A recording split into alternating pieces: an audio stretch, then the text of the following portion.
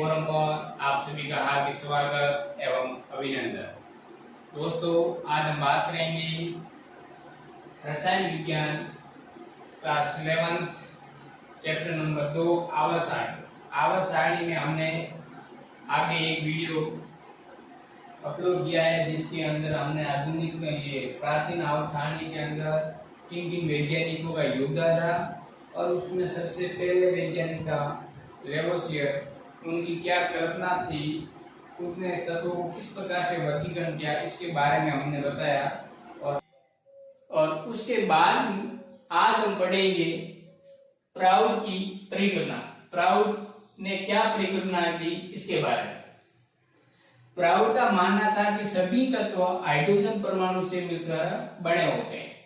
मतलब प्राउड का यह मानना था कि जो भी तत्व खोजे गए हैं और वह सभी तत्व, कोई भी तत्व खोजे गए हैं, वो सभी तत्व, जो भी तत्व खोजे गए हैं वे सभी तत्व हाइड्रोजन परमाणु से मिलकर बने होते हैं। और इस परिकल्पना के अनुसार हम बात करें तो हम ये कह सकते हैं कि तत्व का परमाणु भार बराबर हो जाएगा, कितने तत्व है उसमें, number of elements, number of hydrogen elements and hydrogen परमाणु की संख्या और हाइड्रोजन परमाणु का परमाणु भार।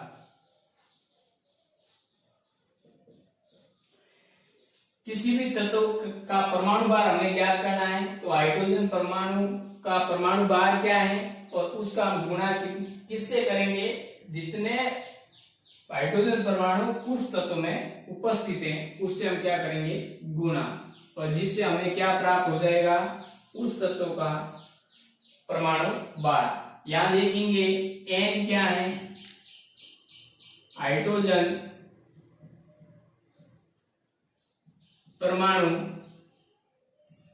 की संख्या, हाइड्रोजन परमाणु की संख्या है जिसको हम n से दर्शाते हैं। और उसके बाद हम बात करेंगे कि हाइड्रोजन परमाणु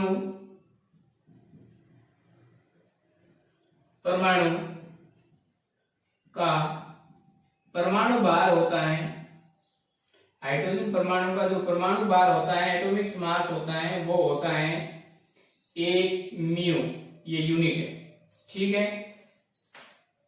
अब 1 म्यू यानी 1 यहां पर क्या है, पूर्ण संख्या है, 1 क्या है, पूर्ण संख्या है। अब हम बात करेंगे तत्व का परमाणु भार, तत्व का परमाणु भार कैसे ज्ञात करेंगे, तो आपको पता है कि यहां दिया गया हाइड्रोजन का परमाणु भार बराबर n इंटू हाइड्रोजन का परमाणु, हाइड्रोजन परमाणु का परमाणु भार, और n क्या है, हाइड्रोजन की संख्या।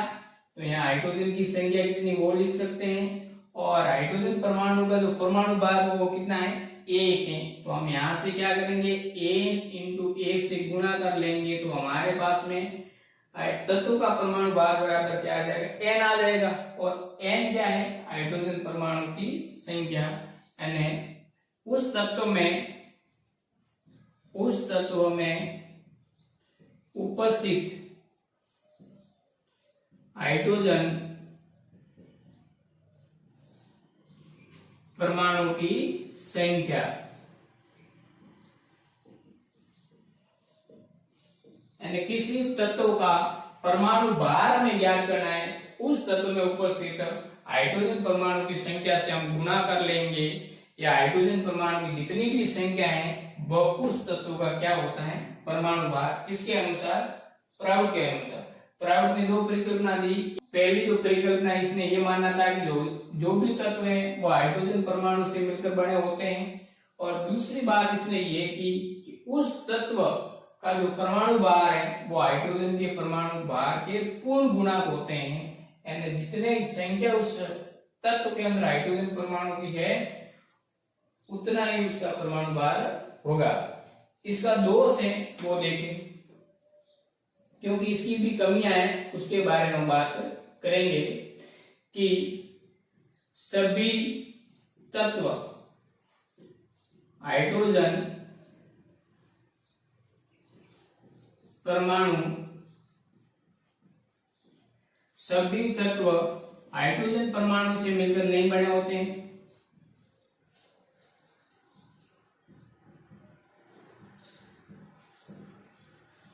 सभी तत्व हाइड्रोजन परमाणु से मिलकर नहीं बने होते हैं।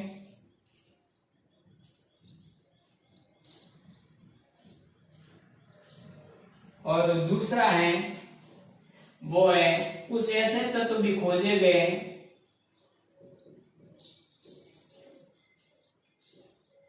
कुछ ऐसे तत्व भी खोजे गए जिसका परमाणु भार भिन्नात्मक था। परमाणु भार भिन्नात्मक था। उदाहरण के लिए बात करें क्लोरीन, क्लोरीन को Cl से दर्शाते हैं और इसका परमाणु भार होता है 35.5। दूसरा बात करें स्ट्रांशियम, और स्ट्रांशियम SR से दर्शाते हैं जिसका जो परमाणु भार होता है वो 87.5 होता है। इसका मतलब ये हुआ कि जो प्राउड ने परिकल्पना दी थी वो आगे जाके अमान्य होगी। प्राउड ने ये कहा था कि सभी तत्व हाइड्रोजन परमाणु से मिलकर बने होते हैं, यहाँ ये लिखा हुआ कि सभी तत्व हाइड्रोजन परमाणु से मिलकर नहीं बने होते हैं। दूसरी बात इसने कहा था कि तत्व का जो परमाणु भार होता है वो हाइड्रोजन के परमाणु भार के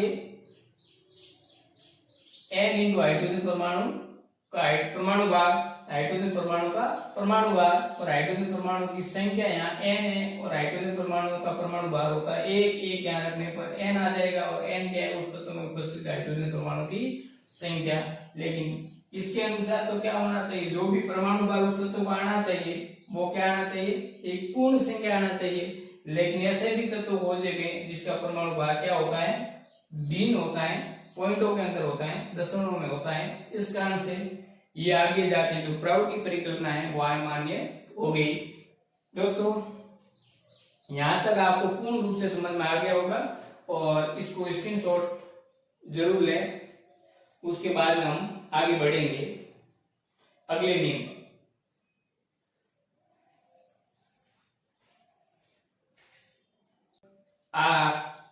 आगे हमने लेवोसियर और उसके बाद में प्राउड नियम की परिकल्पना के बारे में विस्तार से अध्ययन किया।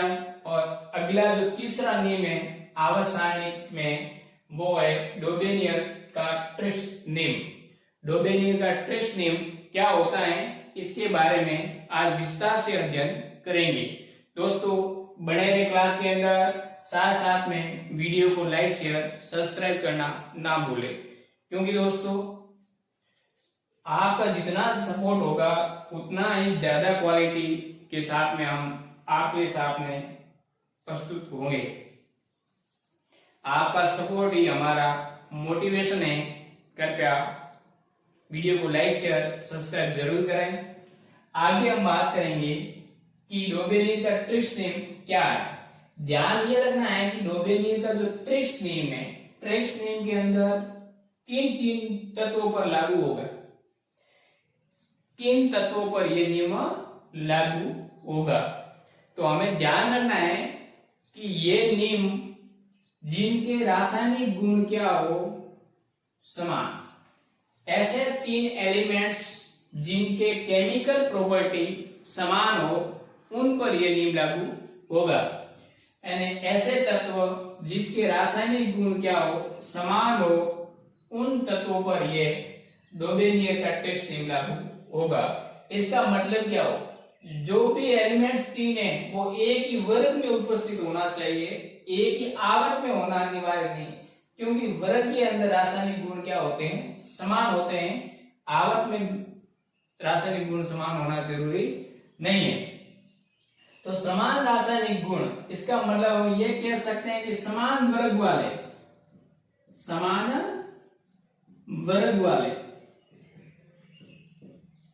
तत्व, समान वर्ग वाले तत्व कह सकते हैं या समान रासायनिक गुण वाले तत्व कितने? तीन कितने तत्व? तीन तत्व के समूह बनाएंगे, जिसे क्या कहते हैं? ट्रिक्स या ट्रेड कहते हैं। डोबेनियन ने क्या किया? एक ही वर्ग वाले तीन तत्वों के समूह बनाए गए, जिन्हें क्या कहा? ट्रिक्स कहा गया। डोबेनियन का ट्रिक्स निम्न मध्य तत्व का परमाणु भार, मतलब क्या हुआ कि डोबेनियन नामक वैज्ञानिकों ने ऐसे तीन तत्वों के जोड़े बनाए जिनमें रासायनिक गुण क्या समान होते हैं और मध्य तत्व का जो परमाणु भार है वो पहले और तीसरे परमाणु का औसत होता है। एंड मध्य तत्व का जो परमाणु भार होता है वह प्रथम और तृतीय तत्व के परमाणु भार के औसत के बराबर होता है। ये किसने ज्ञात किया? डोबेनियन। अब इसके अनुसार क्या होगा? मध्य तत्व का परमाणु भार, मध्य तत्व का परमाणु भार, और मध्य तत्व का परमाणु भार कैसे ज्ञात करेंगे? प्रथम और तृतीय। तो लिखेंगे प्रथम तत्व का परमाणु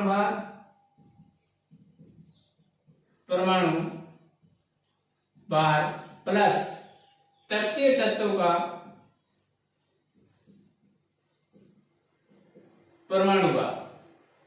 इन दोनों को हम जोड़ देंगे और औसत का मतलब होता है दोनों को जोड़ करके किसका भाग दे देंगे? 2 का भाग दे देंगे। उदाहरण के लिए हम बात करें तो हमारे पास में 3 तत्व होते हैं, लिथियम है, सोडियम है और लिथियम, सोडियम और पोटेशियम। ये तीन ही किस डोबेनियन ट्रिक्स के नियम की पालना करते हैं? अब देखो, लिथियम, सोडियम और पोटेशियम। अब आप देखते हैं कि पहले वर्ग के अंदर आप देखते हैं कि जो पहला वर्ग आवर्त सारणी के अंदर होता है वहां पर लिखा होता है लिथियम, सोडियम और पोटेशियम। क्यों? क्योंकि इसमें क्या है? तीनों के रासायनिक गुण समान है, इसका मतलब समान वर्ग वाले होने चाहिए। और पहले ही वर्ग के अंदर ये तीनों तत्व उपस्थित होते हैं, लिथियम, सोडियम और पोटेशियम। और इस मध्य तत्व का, सोडियम परमाणु तत्व का परमाणु भार हमें ज्ञात करना है। और इन 2 तत्वों, पहले और तृतीय का परमाणु भार हमें ज्ञात है। पहले का कितना है? लिथियम का, तो आपको मालूम होना चाहिए, इसका होता है 7। और सोडियम का हालांकि सभी को मालूम है 33 होता है, लेकिन एक बार मान ले हमें पता नहीं, इसका परमाणु भार हमें पता नहीं है। और अगला जो पोटेशियम होता है, इसका परमाणु भार होता है 39 अब आपको पता है कि सोडियम का परमाणु भार हमें ज्ञात करना है और पोटेशियम का परमाणु भार होता है 39 और सोडियम का परमाणु भार कितना होगा हमें ज्ञात करना है। तो हम लिखेंगे सोडियम का परमाणु भार बराबर क्या होगा? लिथियम का परमाणु भार प्लस पोटेशियम का परमाणु भार, भाग दे देंगे 2 का। आपको पता है लिथियम का कितना है? 7, इसका कितना है? 39/2 यानी 46 हो जाएगा और 2 का भाग दे देंगे तो कितना आ जाएगा? 23। यानी मध्य तत्व का परमाणु भार इस डोबेनियन ट्रिक्स नियम के द्वारा ज्ञात कर सकते हैं। बेशर्त रासायनिक गुण समान होना चाहिए, यानी समान वर्ग वाले तत्व होने चाहिए। एक अन्य एग्जांपल लेकर हम बात करेंगे कि जो भी इस डोबेनियन ट्रिक्स के नियम की पालना करते हैं। कैल्शियम, स्ट्रोंशियम और बेरिलियम। आपको पता होना चाहिए कि कैल्शियम का जो परमाणु भार होता है वह 40 होता है।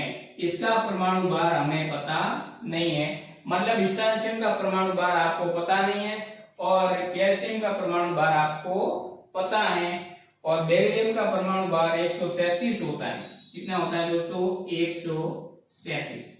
अब हमें स्ट्रोंशियम का परमाणु भार ज्ञात करना है, तो किस प्रकार करेंगे? तो हम यहां लिखेंगे स्ट्रोंशियम का परमाणु भार बराबर क्या लिखेंगे? कैल्शियम का परमाणु भार प्लस बेरिलियम का परमाणु भार, और भार किसका दे देंगे? 2 का। तो दोस्तों आपको पता है कि 40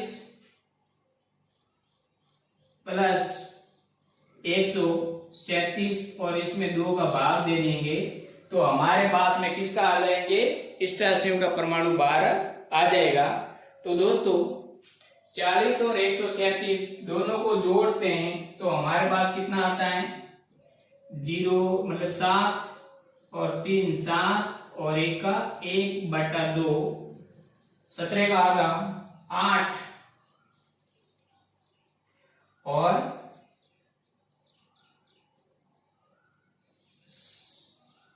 7.5 ये हमारे पास में आता है। नहीं सॉरी 8.5 में 81.5 इसका आंसर आता है। 16 के अंदर 2 का भाग 8, ये 17 हो जाएगा, 2 का भाग 8 और 1 रहेगा 10 में 2 का भाग 0.5। इतना किसका आता है? स्ट्रोंशियम का परमाणु भार आता है। किस नियम के अनुसार? डोबेलियर-ट्रिक्स नियम के अनुसार। लेकिन आपने आगे प्राउड नियम के अंदर पढ़ा कि जो स्ट्रोंशियम का परमाणु भार होता है वो कितना होता है?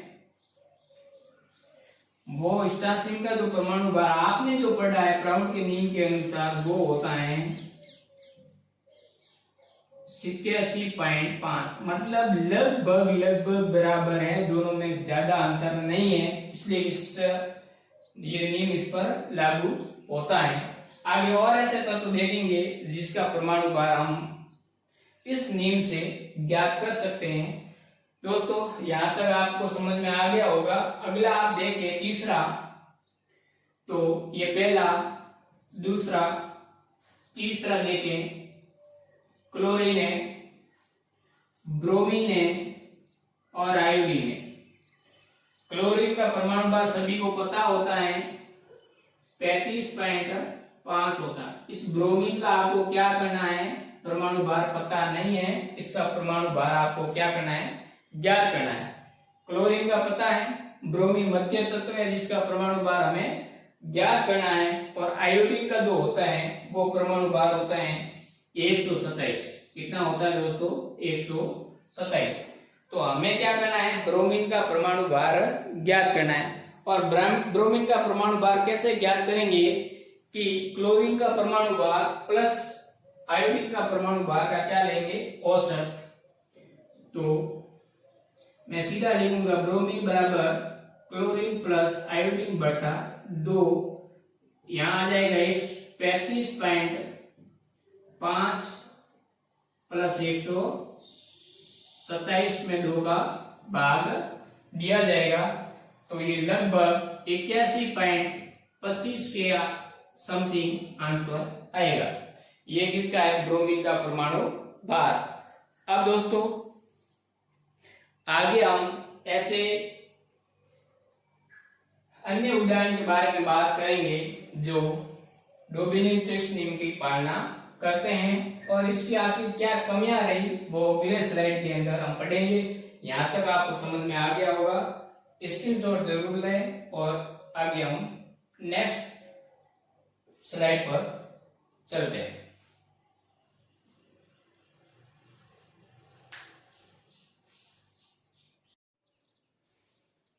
अब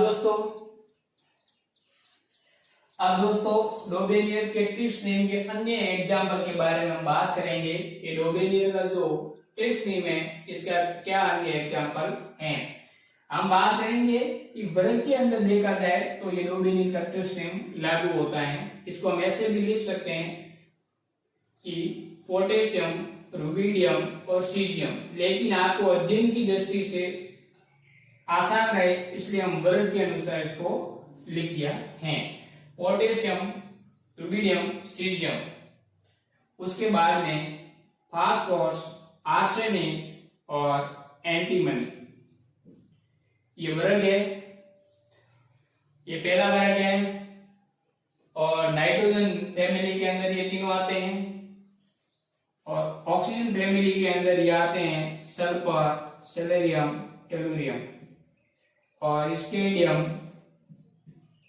ये दोनों तीनों ऐसे भी हम लिख सकते हैं एग्जाम्पल को, लेकिन आपके अध्ययन की दृष्टि के अंदर हमने इसको वर्ग के अंदर रख करके आपके सामने प्रस्तुत किए। जो अन्य एग्जाम्पल हैं एग्जाम में पूछे जाते हैं निम्न में से कौन सा डोबिनियन के ट्रिक्स नियम की पालना करते हैं, और एक अन्य एग्जाम्पल आपको दे दिया जाता है और फिर पूछा जाता है तो फिर आपको एग्जाम्पल देना है। एग्जाम्पल कैसे आता है वो देखिए। क्वेश्चन आएगा निम्न में से कौन डोबिनियन ट्रिक्स नियम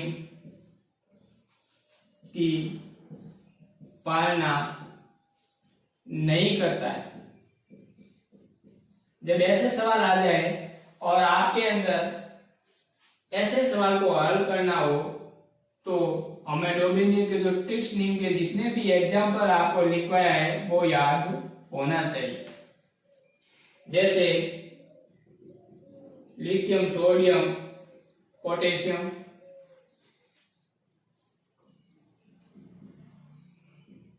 ये, और एक आपके पास में आ जाए Mg, ब्रोमीन, और एक आपके हाथ में ईयर। एक तो ये चीज है कि आपने जैसे सवाल पढ़ा कि निम्न में से कौन सा डोबिनियन ट्रिक्स के नियम की पालना नहीं करता है, आपको याद है तो आप सीधा ज्ञात कर सकते हो कि ये तो डोबिनियन ट्रिक्स के नियम की पालना करते हैं। सर ने ये भी पढ़ाया था डोबिनियन ट्रिक्स के नियम की पालना करते हैं। ऑक्सीजन फैमिली में तीनों ये तत्व लिखवाए थे सर ने, डोबिनियन ट्रिक्स की पालना करते हैं। और ये ऐसा तत्व है, तीनों एलिमेंट्स हैं जो डोबिनियन ट्रिक्स की पालना नहीं करते। लेकिन दोस्तों होता क्या है, कभी कभी हमें ये तीनों एग्जाम्पल याद नहीं है और सवाल आ चुका है एग्जाम के अंदर और हमें किसी भी हाल के अंदर एग्जाम में सवाल को नहीं छोड़ना है, तो किस प्रकार हल हम करेंगे। तब हमें देखना है कि ये तीनों एक ही वर्ग के अंदर है, ये एक वर्ग में है, ये तीनों एक ही वर्ग में है, लेकिन यहाँ जो है वर्ग अलग अलग है। ये दोनों सेम वर्ग के अंदर है, तथ्य है, लेकिन ये जो है वह समान वर्ग के अंदर नहीं है, ये दूसरे वर्ग का तत्व है। इसलिए हम कहेंगे दो तीनों की रासायनिक गुण क्या हो जाएंगे, अलग अलग। तो ये डोबिनियन ट्रिक्स नियम की पालना नहीं करेगा और आपका जो आंसर होगा वह सी होगा। और उसके बाद में हम लिखे लेंगे दोष। इसके दोष क्या है उसके बारे में हम बात करेंगे कि इसके क्या दोष हैं। तो इसका दोष मुख्य है कि उस तत्वों को जो आपको हमने बोर्ड पे लिखवाया, उस तत्वों को छोड़कर अन्य तत्व इस नियम की पालना नहीं करते।